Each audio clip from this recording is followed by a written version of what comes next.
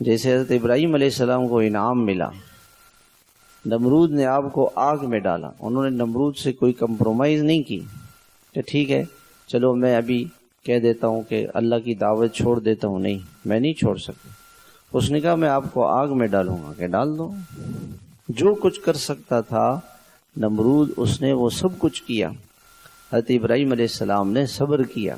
اللہ تعالیٰ فرماتے ہیں ان سے ہم نے امتحان لیا، وَإِذِ ابْتَلَىٰ إِبْرَاهِيمَ رَبُّهُ بِكَلِمَاتٍ فَأَتَمَّهُنَّ، تو اللہ تعالیٰ نے اس صبر کا انعام کیا دیا، قَالَ إِنِّي جَاعِلُكَ لِلنَّاسِ إِمَامًا، ہم نے آپ کو امام بنا دیا، امام بنا دیا۔ جتنے نبی آئے حضرت ابراہیم علیہ السلام کے بعد، جتنے نبی آئے سب ان کی نسل میں آئے، کوئی نبی ان کی نسل سے باہر نہیں آیا، اور آج تک۔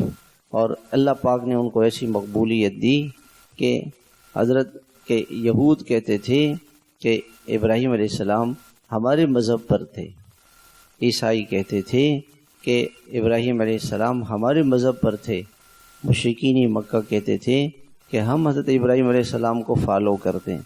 ہر ایک ان کے لیے دعویٰ کرتا تھا کہ وہ ہمارے دین کو پسند کرتے ہیں، وہ ہمیں پسند کرتے ہیں۔